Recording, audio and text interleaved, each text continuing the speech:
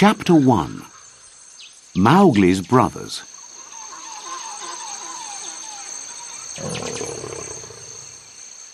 One very warm evening, in the Seoni hills in southern India, Father Wolf woke up from his day's rest.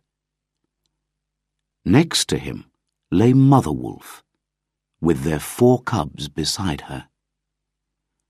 "It's time to look for food," said Father Wolf, and he stood up to leave the cave. "Good luck," said a voice. It was the jackal, Tabaqui, who eats everything and anything, even pieces of old clothes from the villages. The wolves of India do not like him, because he runs around making trouble and telling bad stories about them. "Shere Khan, the tiger, is coming to look for food here," said Tabaqui. "He can't," cried Father Wolf. "By the law of the jungle, he must tell us first, before he comes here to hunt." "Shere Khan has a bad leg, so he can kill only cows. In the village near him, the people are angry. That is why he is coming here, to start hunting in a new place. Listen, you can hear him now," said Tabaqui. "He is a stupid animal," said Father Wolf, and he listened to the angry noise of a tiger who has not eaten. "No one will find anything to eat in the jungle now." "But Shere Khan is hunting man, not animal, tonight," said Tabaqui. "The law of the jungle says that animals must not hunt man, because man-killing brings men with guns. Then everybody in the jungle is in danger." Father and Mother Wolf listened to Shere Khan in the jungle not far away. Then, suddenly, they heard a noise much nearer to them. "It's a man. A man's cub.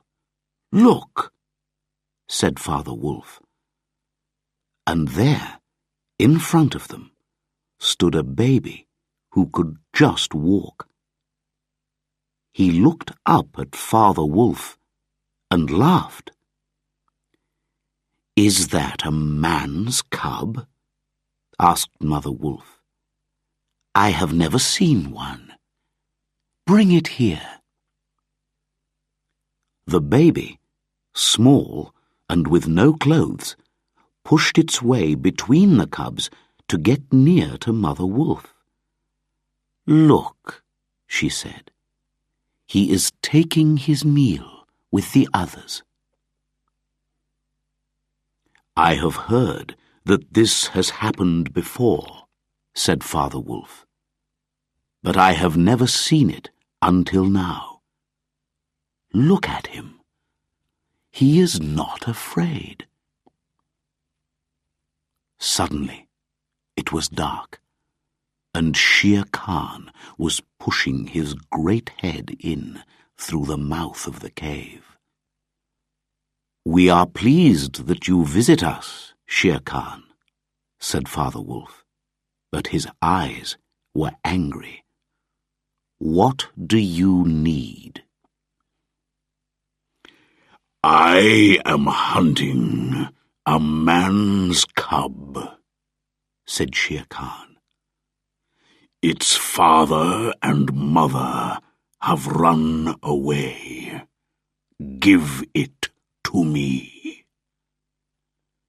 Father Wolf knew that Shere Khan could not get inside the cave because he was too big. "The man's cub belongs to us," he said. "The pack, the other wolves, and I will decide. If we want to kill him, we will kill him, not you." "The man's cub belongs to me. It is I, Shere Khan, who speaks." And Shere Khan's roar filled the cave with noise. "No," came the angry voice of Mother Wolf. "The man's cub belongs to me. We will not kill him. He will live, to run with the other wolves, to be my son. Now go away, fish killer, eater of cubs. Go." Shere Khan went. He knew that he could not fight Mother Wolf in the cave. "But I will have this man-cub one day, you thieves," he shouted from the jungle. "Do you really want to keep him, Mother?" said Father Wolf. "Keep him?" said Mother Wolf. "Yes. He came here by night, alone and hungry. But he was not afraid. Yes, I will keep him, and I will call him Mowgli, the frog. But what will the other wolves of the pack say?" By the law of the jungle, all wolf cubs must come to the pack when they can walk. The wolves look at the cubs carefully. Then the cubs are free to run anywhere because all the adult wolves know them and will not attack them. When the 4 wolf cubs could run a little, Father Wolf took them and Mowgli and Mother Wolf to the meeting rock. Here, the 100 wolves of the wolf pack met every month when the moon was full. The leader of the pack was Arkela, a great grey wolf. Each new wolf cub came to stand in front of him, and Arkela said, "Look well, O wolves, look well." At the end, Father Wolf pushed Mowgli into the circle of wolves. Then, from the trees outside the circle, they heard the voice of Shere Khan. "The man-cub belongs to me. Give him to me." Arkela did not move, but said only, "Look well. Who speaks for this man-cub? 2 voices, who are not his father and mother, must speak for him." There is only one other animal who can come to these wolf meetings, Baloo, the sleepy brown bear.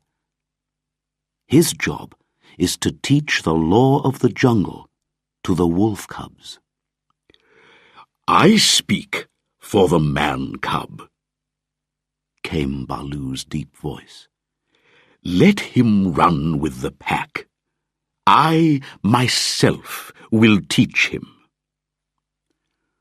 "We need another voice to speak for him," said Arkela.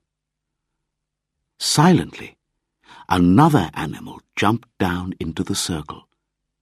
It was Bagheera, the panther, black as the night, clever, strong, and dangerous. "Oh, Arkela, will you let me speak?" said Bagheera softly.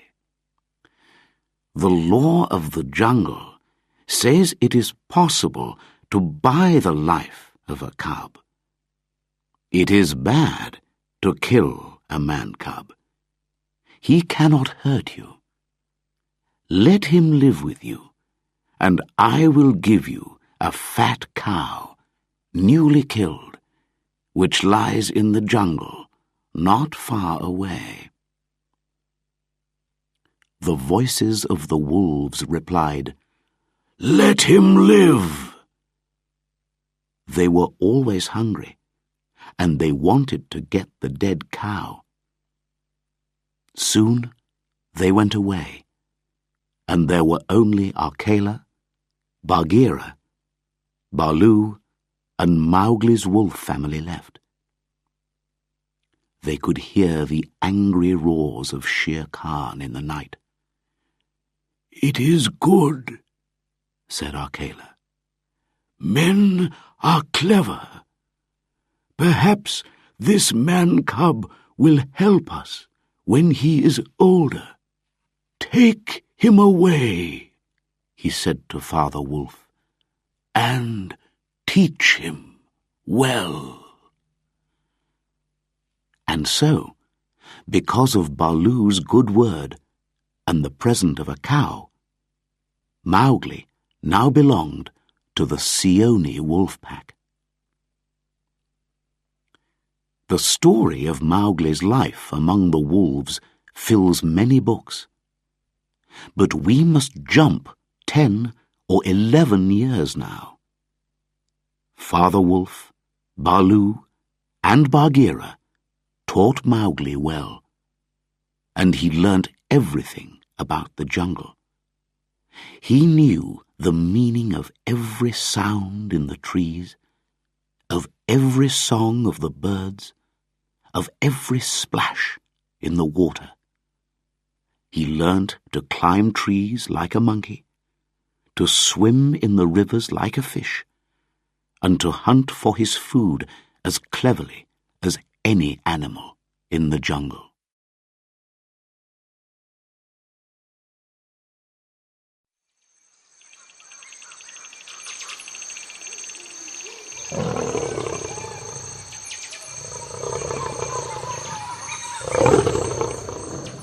Chapter 2. The Monkey People.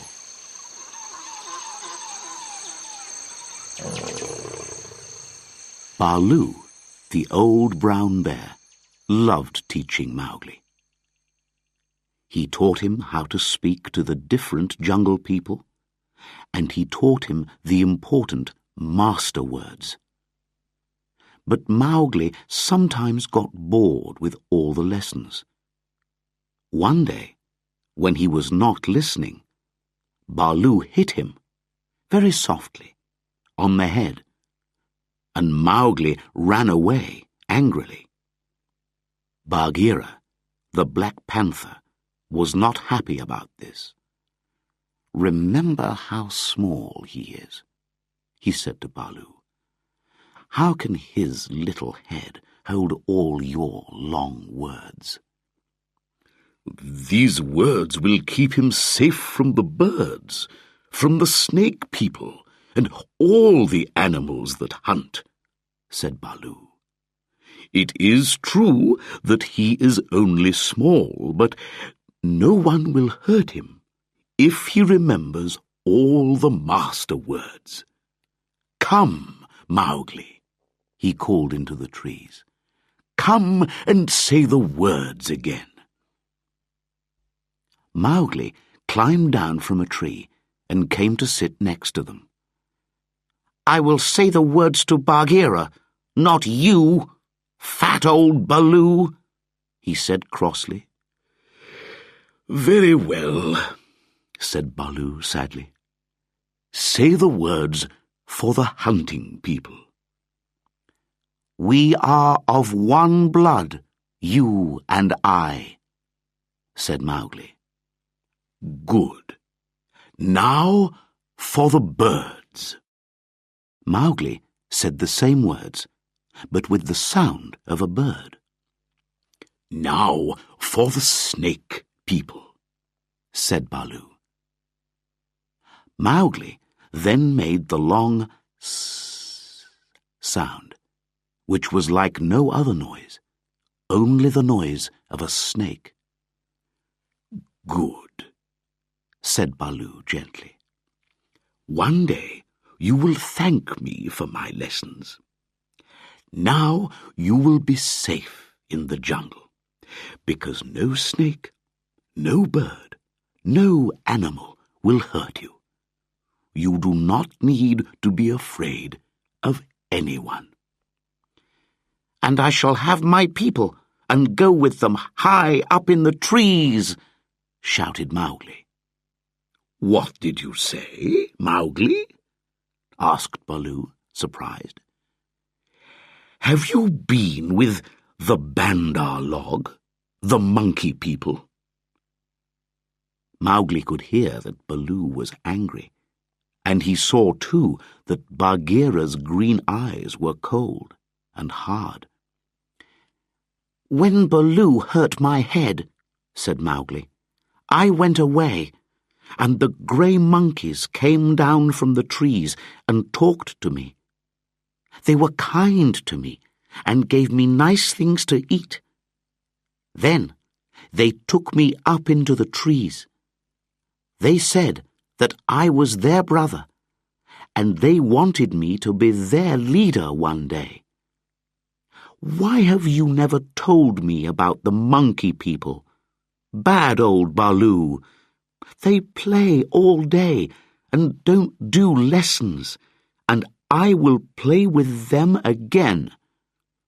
"Listen, man-cub," said Baloo angrily. "I have taught you the law for all the jungle people, but not for the monkey people. They have no law. Their ways are not our ways. They are noisy and dirty, and they think that they are a great people. But then they forget everything. The rest of the jungle people do not talk to them or even think about them. Remember what I tell you." Mowgli listened and was sorry. But all this time the Bandar log were above them in the trees, listening and watching. They followed Mowgli and his friends through the jungle until it was time for the midday rest. Mowgli lay between his friends and went to sleep, saying, "I will never talk to or play with the monkey people again." When he woke up, he was high in a tree, and there were hands holding his legs and arms, hard, strong little hands. Down below, Baloo was shouting angrily, and Bagheera was trying to climb up the tree, but he was too heavy for the thin branches. The monkeys, shouting and laughing, carried Mowgli between them and began their journey along the monkey roads, which are high in the trees. It was a wild, exciting journey. The monkeys jumped from treetop to treetop, crashing through the leaves and branches. At first, Mowgli was afraid of falling, but then he began to think. He must tell Baloo and Bagheera where he was. High up in the blue sky, he saw Chill, the kite. The big bird saw that the monkeys were carrying a man-cub. He flew down to look, and was surprised to hear the bird call of the kites. "We are of one blood, you and I." "Who are you?" called Chill. "Mowgli, the man-cub," came the reply. "Watch where they take me, and tell Baloo and Bagheera." "I will," called Chill, and he flew high above the trees and watched with his far-seeing eyes. Monkeys can travel fast when they want to, and by now Baloo and Bagheera were a long way behind. "We cannot follow the Bandar log through the trees," said Baloo, "and we will never catch them. But they are afraid of Kaa, the big python. He can climb as easily as the monkeys, and he eats them. Perhaps he will help us."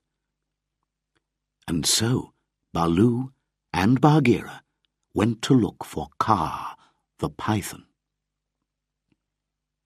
They found him lying in the sun, 10 meters of brown and yellow snake, beautiful and dangerous.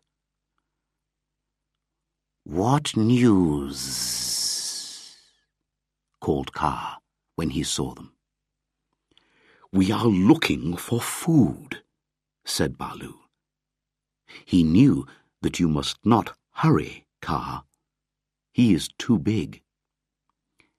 "Let me come with you," said Kaa hungrily. "I have not eaten for days."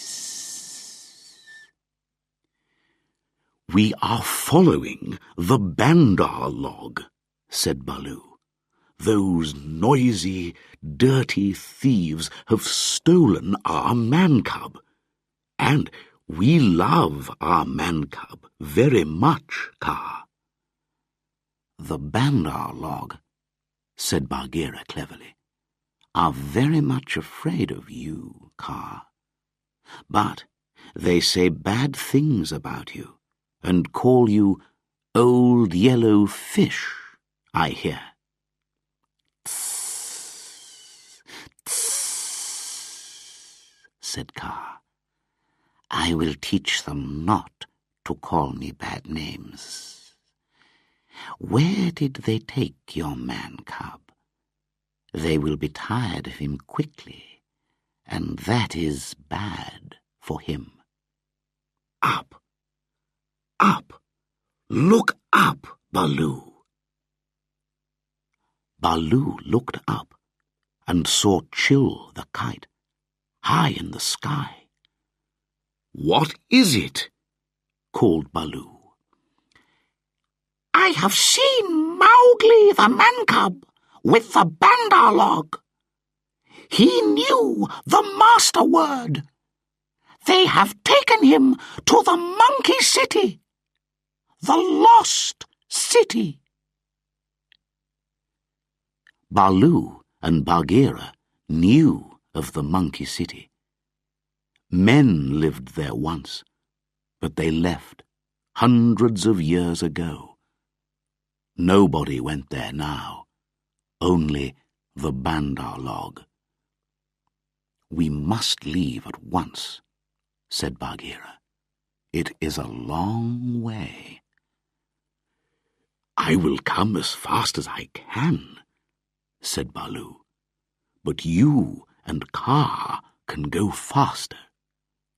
I will follow you."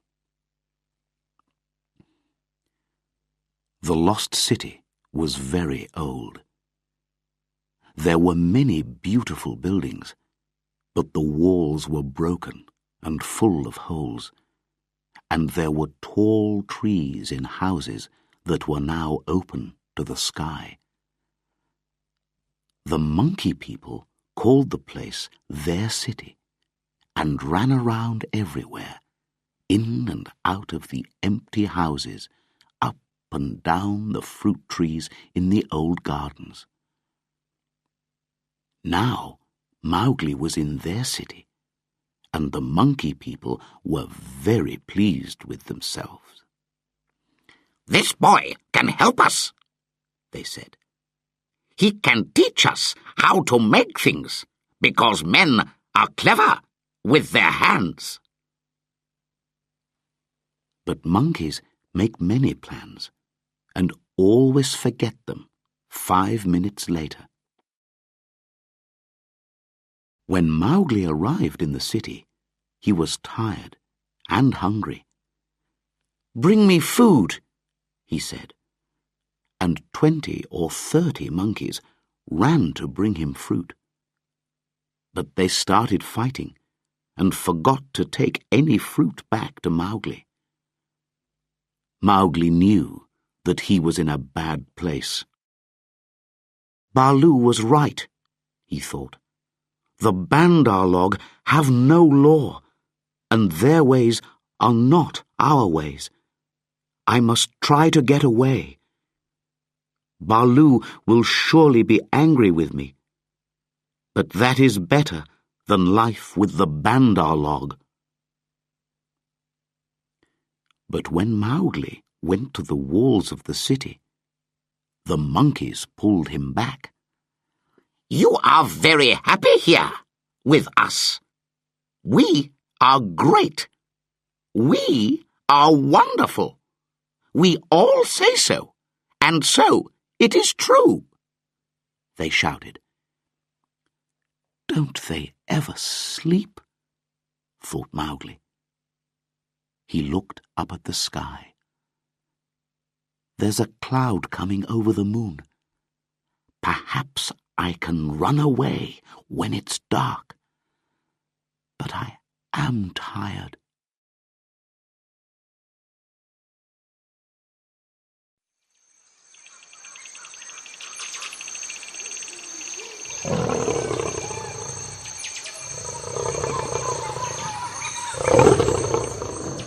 Chapter 3. Kaa's Hunting.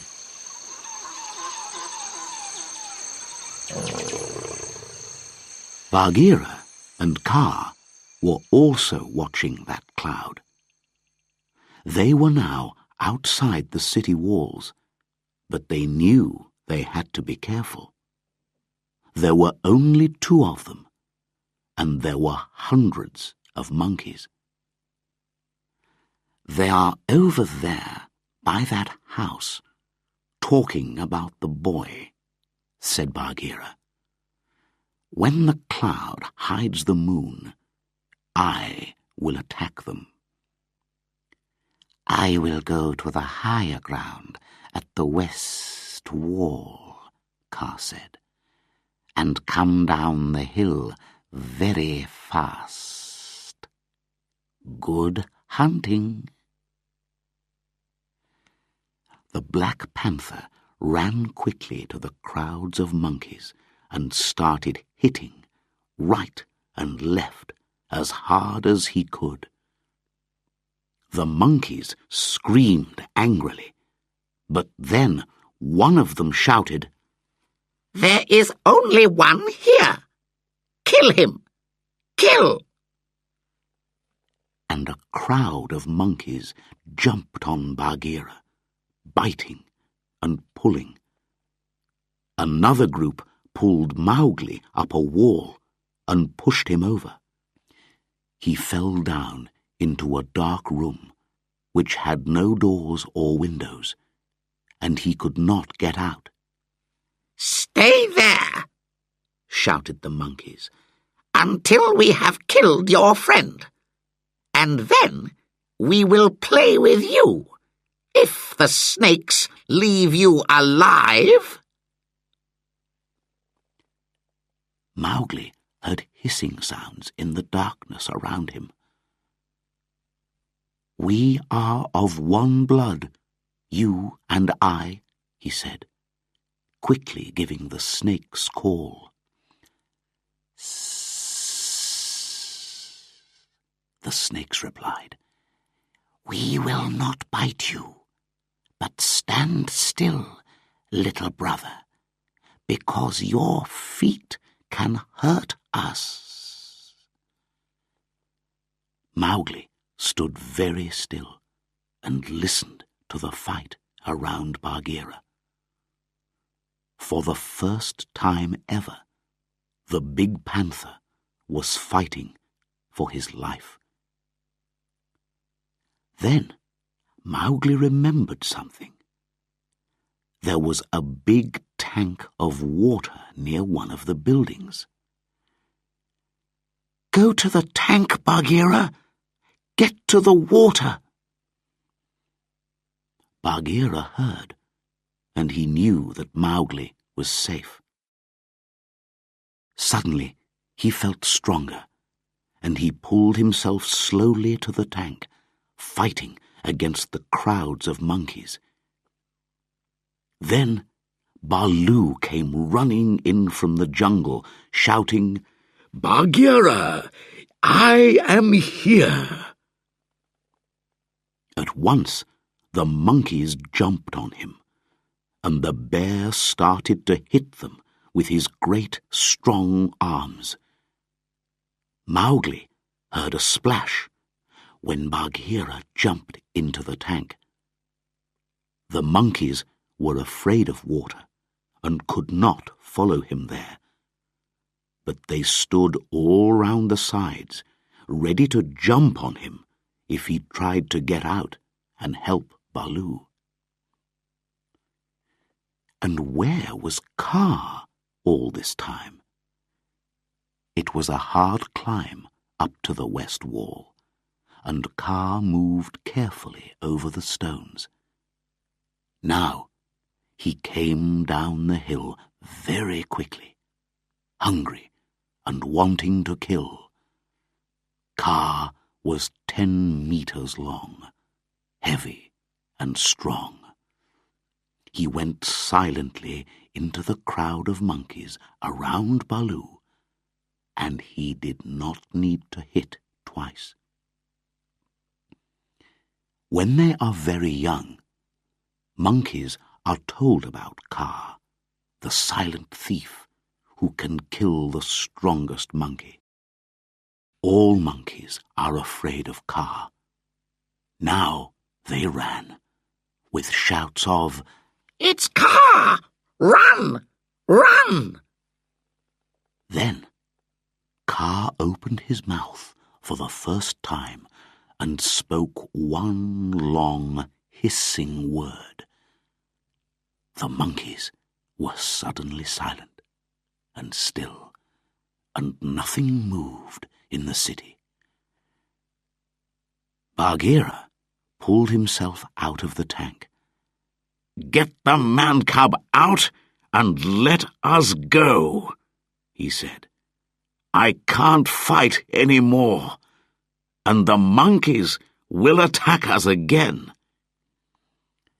"They will not move until I tell them to move," said Kaa. "Oh, we must thank you, Kaa. We could not do it without you," said Baloo. "I am happy to help. Where is the man-cub?" said Kaa. "Here, in this room, but I cannot get out." "Take him away," called the snakes around Mowgli. "He dances around too much, and he will stand on us." "Stand back, man-cub," said Kaa. "I will break the wall." With 2 meters of his heavy body off the ground, Kaa hit the wall very hard, 5 or 6 times. A hole opened, and Mowgli jumped quickly through it.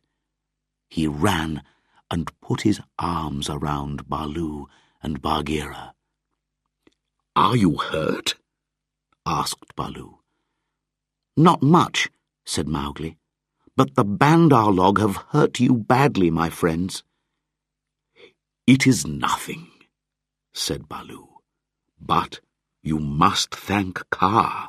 He has done much for you tonight." Mowgli turned and saw the head of the great python. "So, this is the man-cub," said Kaa. He is like the Bandar log, but not the same.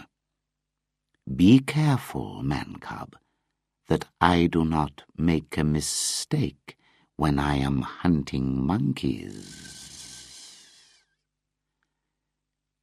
We are of one blood, you and I, Mowgli answered. You have given me my life tonight. When I kill, it will be for you, if you are hungry. Well spoken, said Baloo. You are brave, young man, said Kaa, and you speak well. Now, go with your friends. The moon is going down. You must not see what will happen here next. Kaa went softly out in front of the lines of sitting monkeys and began to dance. His head moved from right to left, and his long body turned this way and that way, making circles that changed every second.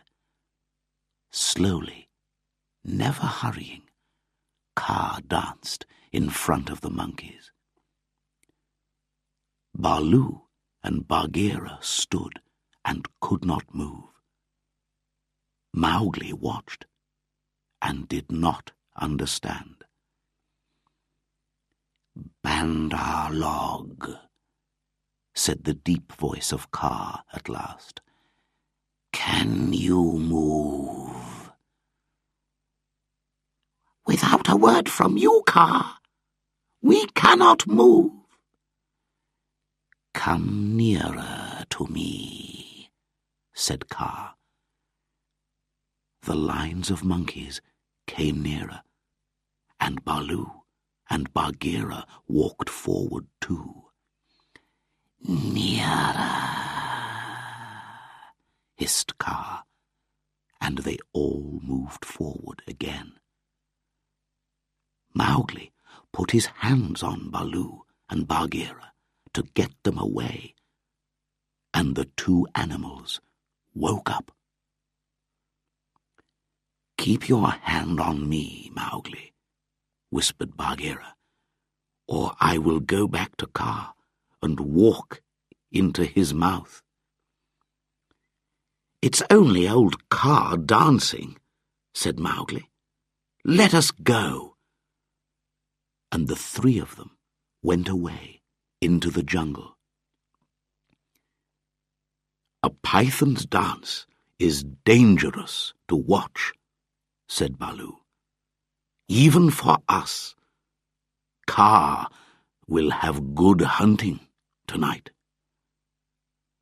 "And now, Mowgli," said Bagheera angrily, "Baloo and I have fought hard for you.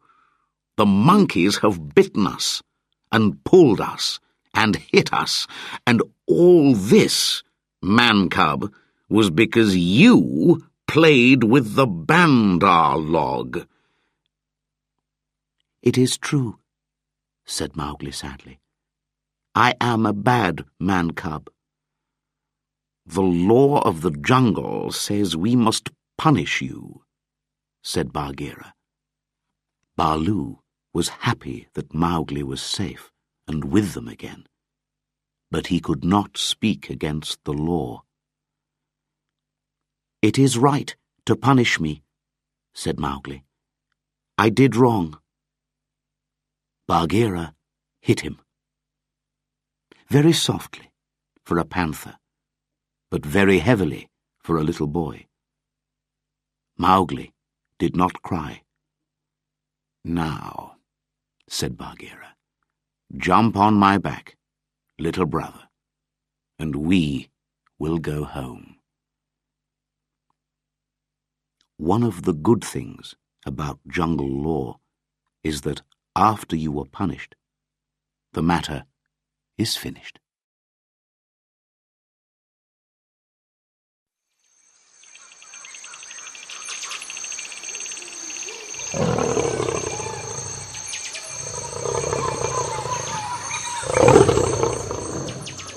Chapter 4. The Fight at the Rock.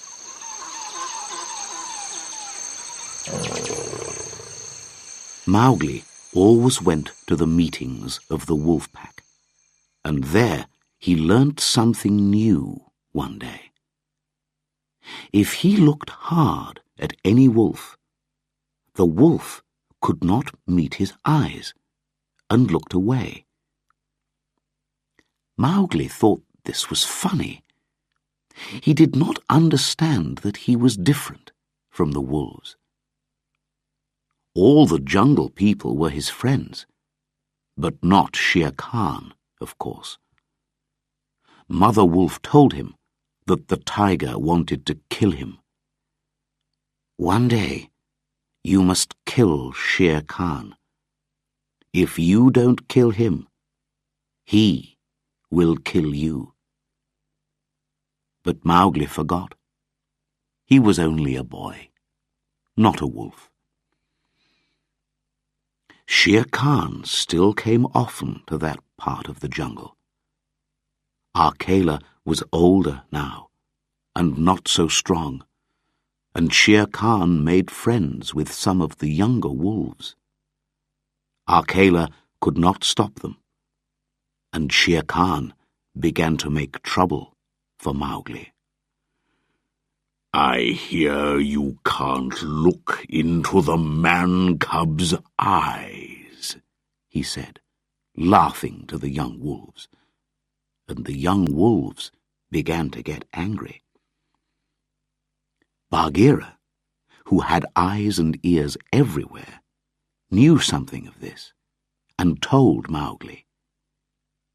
Mowgli laughed, but Bagheera went on, "Open your eyes, little brother. Remember that Akela is old, and he will not always be the leader of the pack. Shere Khan has taught the younger wolves that a man-cub has no place with them, and soon you will be a man, not a man-cub." "But the wolves are my brothers. Why will they want to send me away?" "Look at me," said Bagheera, and Mowgli looked at him, hard between the eyes. The big black cat turned his head away quickly. "That is why," he said, "not even I can look in your eyes. That is why they want to kill you. You are clever. You are a man." "I did not know these things," said Mowgli quietly. "Now listen.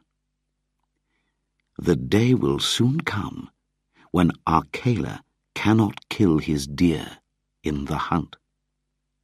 Then, at the next meeting of the pack, the younger wolves will be against Akela and against you.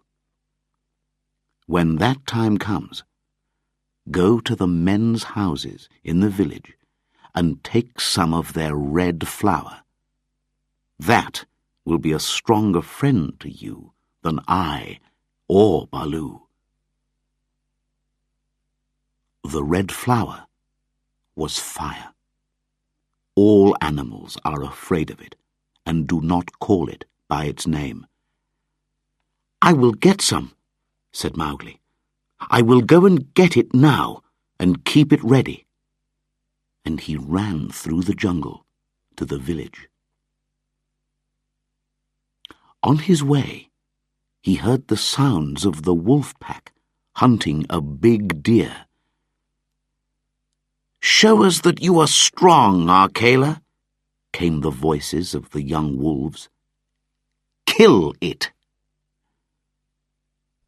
Mowgli stopped and listened, and he could hear that Akela did not kill the deer. "So, the time has come already," he thought, and hurried to the village. He watched and waited and soon he saw a child who was carrying a fire pot. Mowgli jumped up, took the pot from him, and quickly ran away, back to the jungle. All that day he kept his fire alive with leaves and pieces of wood. In the evening, Tabaqui came and told him that the wolves wanted him at the meeting. Mowgli laughed and went. When he arrived, he saw that Akela was not in his special place, on top of the rock, but beside it.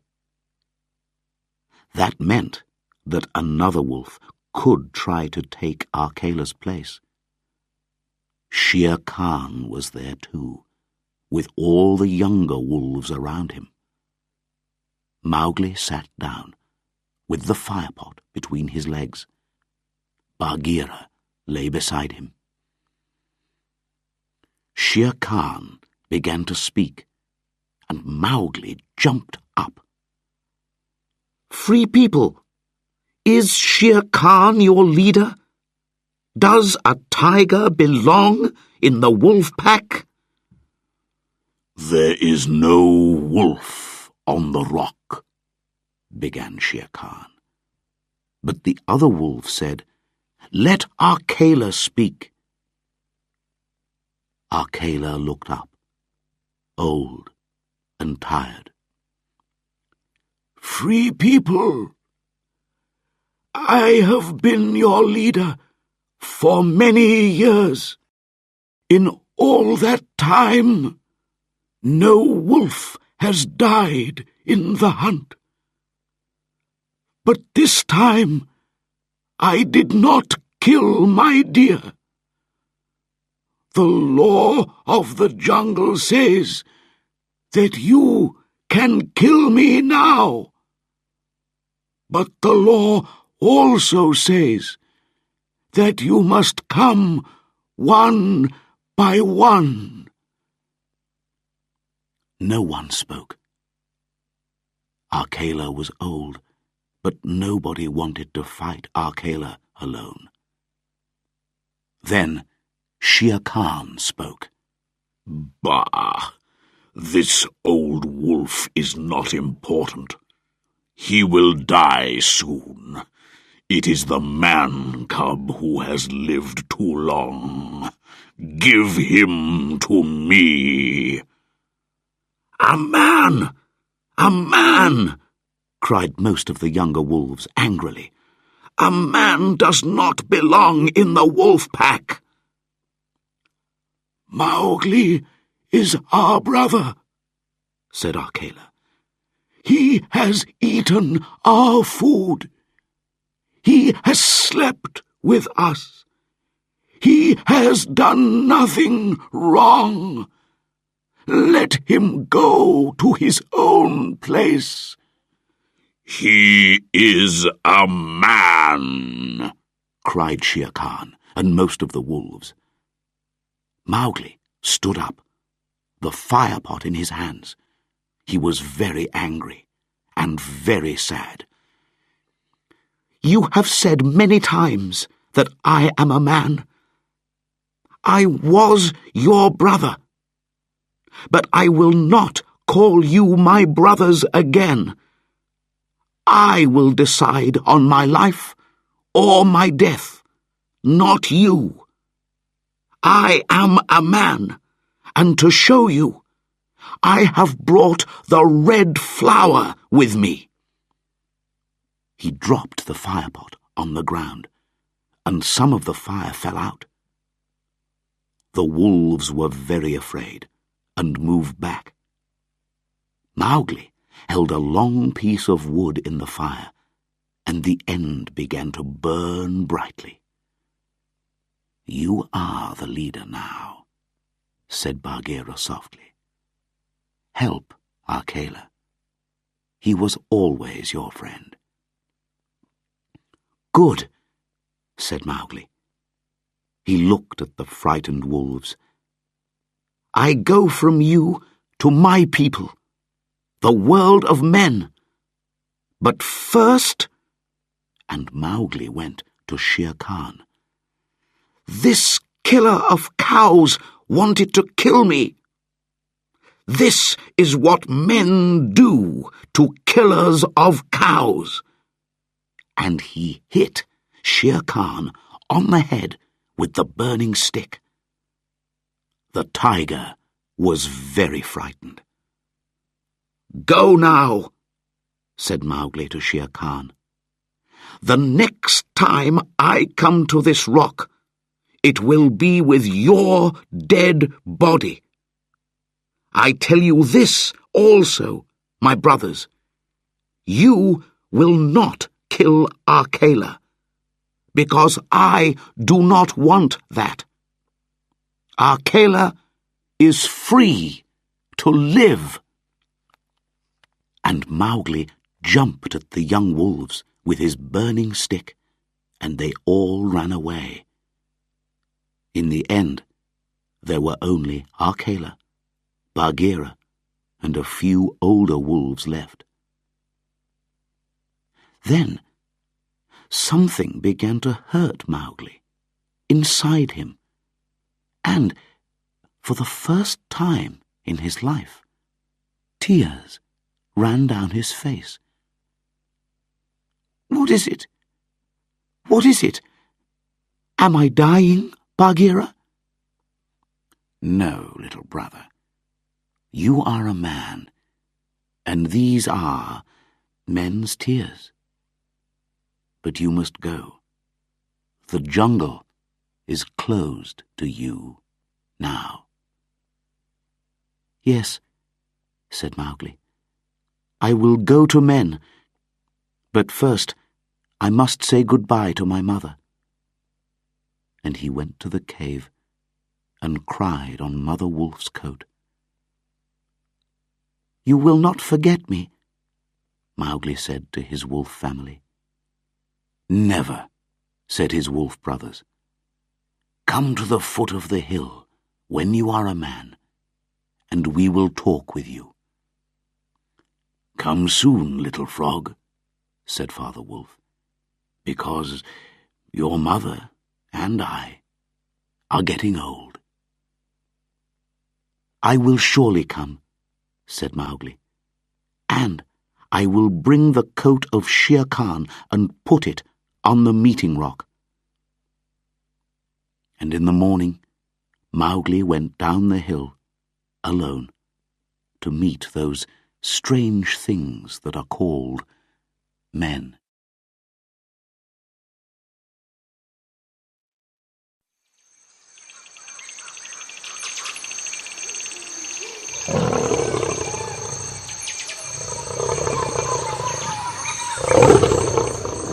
Chapter 5. Tiger, Tiger.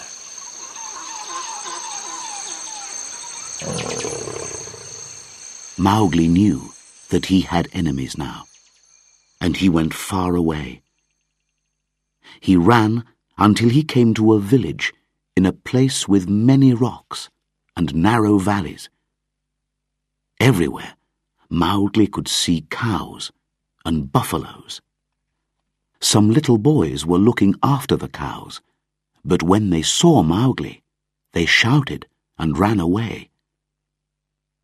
Mowgli walked on until he came to the village. He sat down by the gate. When a man came out of the village, Mowgli opened his mouth to show that he wanted food. The man ran back into the village and came back with 100 other people. They all looked at Mowgli and saw the bite marks on his arms and legs. "Look," said a man. "Those are the bite marks of wolves. He is a wolf child who has run away from the jungle." "He is a good-looking boy," said one of the women. "Mesua, he looks like your little boy that was taken by the tiger." "Let me look," said Mesua. Yes, He is thin, but he looks like my son." "Take him to your house, Mesua," the villagers said. "The jungle took your boy, and the jungle has given you this one back." The woman called Mesua took Mowgli to her house and gave him milk and bread. This was Mowgli's first time in a house, and he did not like it. It felt like a prison.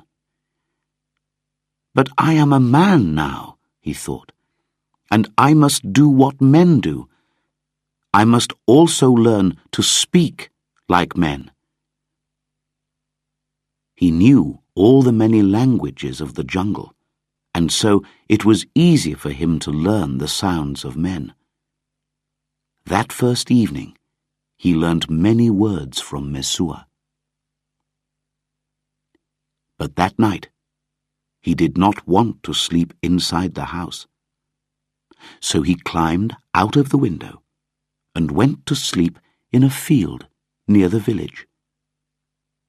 Before he went to sleep, a soft, grey nose touched his face.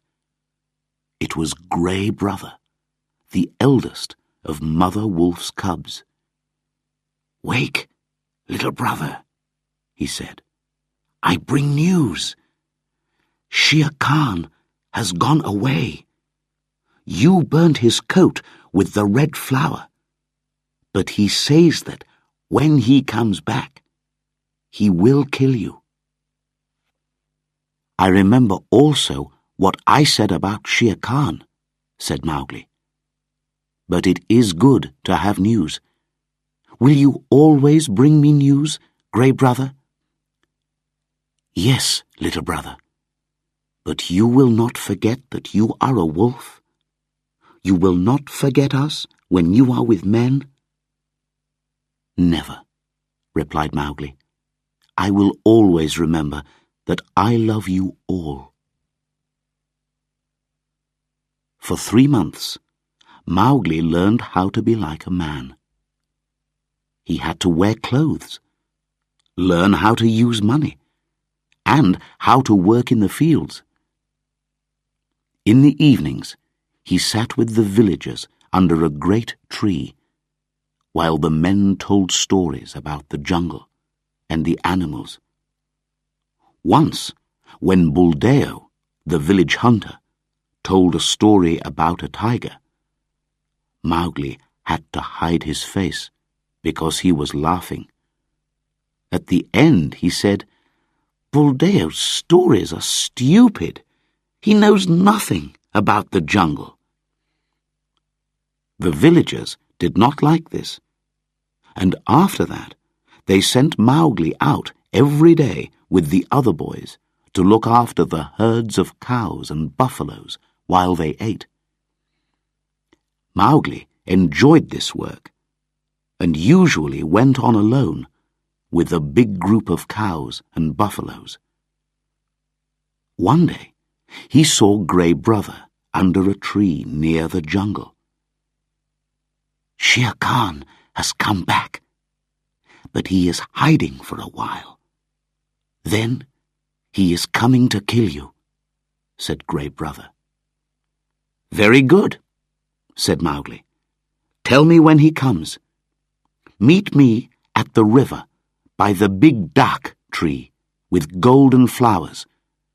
I will watch for you there every day." Day after day, Mowgli went out with the herds, but there was nobody at the dak tree. Then, at last, the day came when Grey Brother was waiting for him. "Shere Khan has waited for a month, and is hoping that you have now forgotten about him," said the wolf.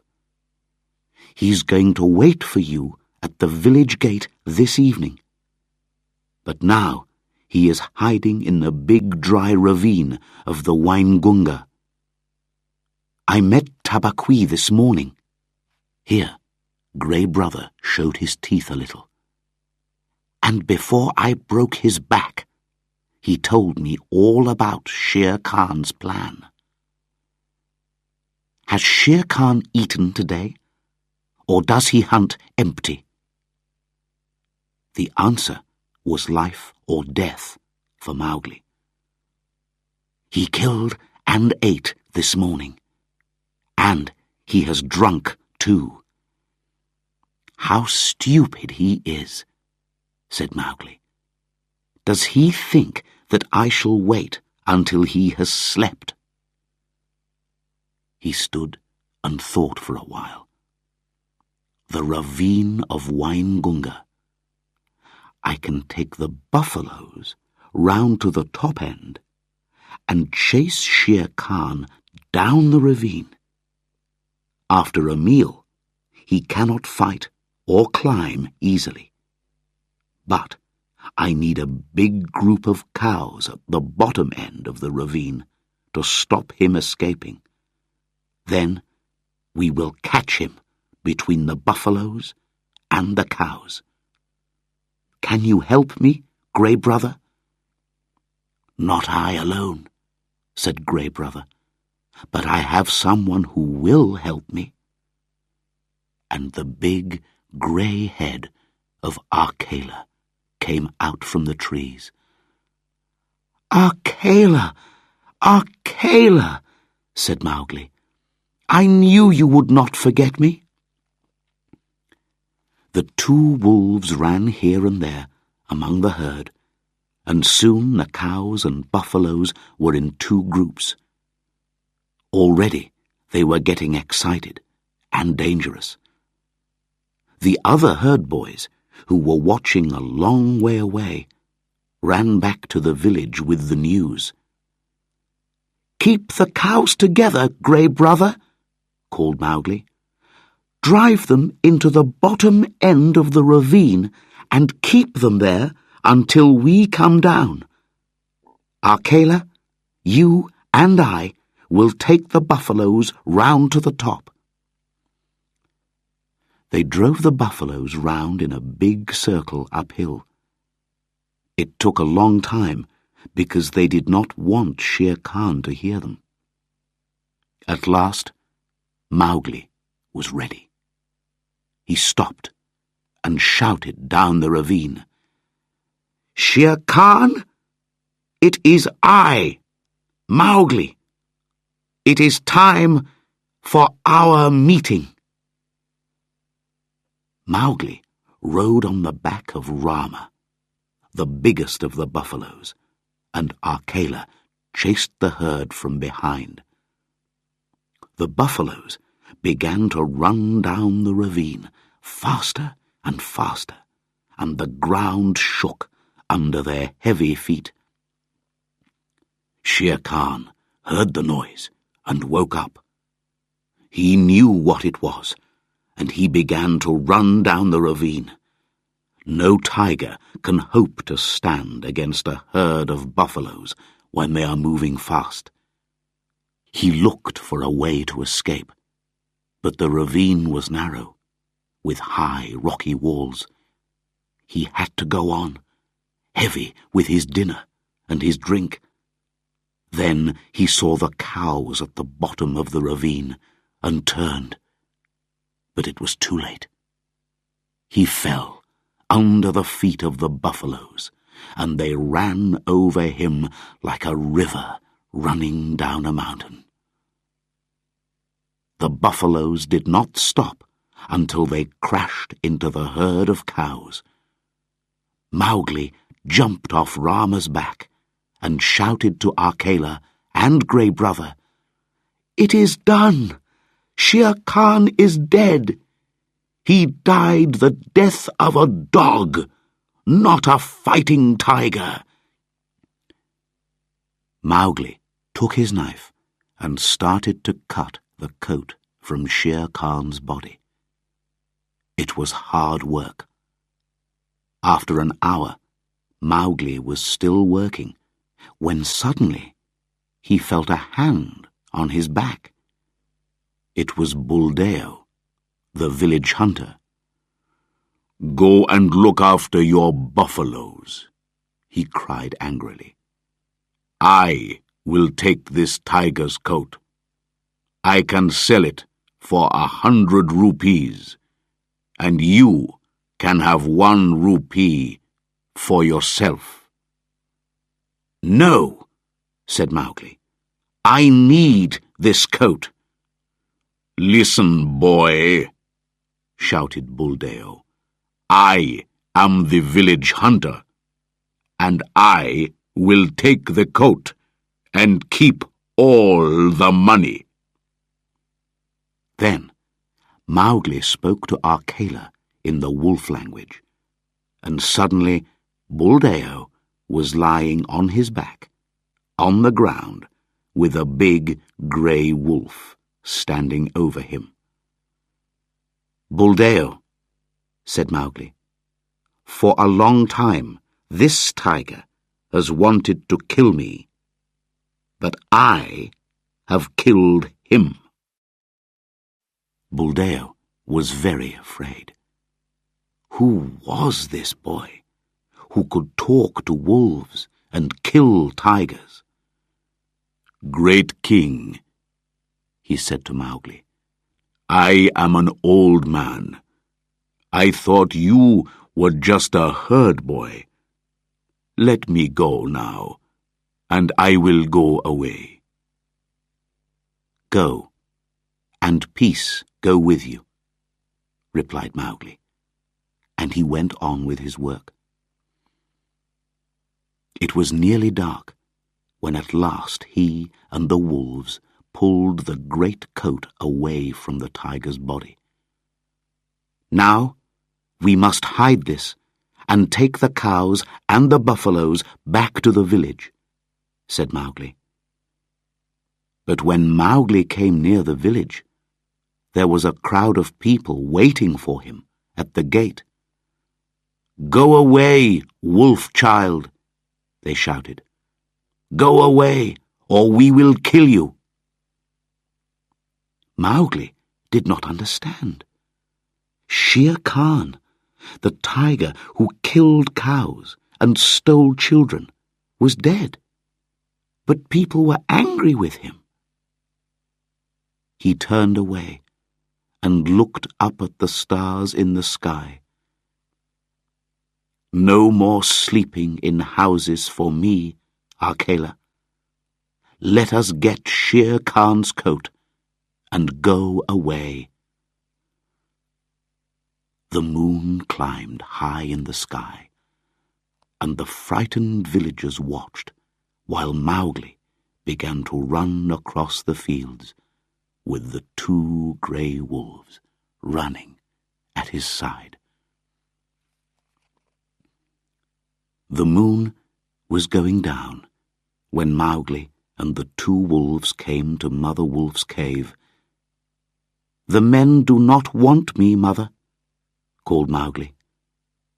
"I have come home, and I have brought the coat of Shere Khan." Mother Wolf came out of the cave, very happy to see Mowgli again, and to know that Shere Khan was dead. From the jungle came the deep voice of Bagheera. "Little brother, we are pleased to see you." Then Mowgli took the coat of Shere Khan and put it on the great rock at the wolves' meeting place. Akela lay on it and called, "Look well, O wolves!" And the wolf pack came and looked and saw that Shere Khan was dead. "Now," said Mowgli, "I do not belong to the wolf pack or to the man pack. I will hunt alone in the jungle. "And we will hunt with you," said Grey Brother, and the rest of Mother Wolf's cubs. And Mowgli went away into the jungle and lived and hunted with his brothers, the wolves.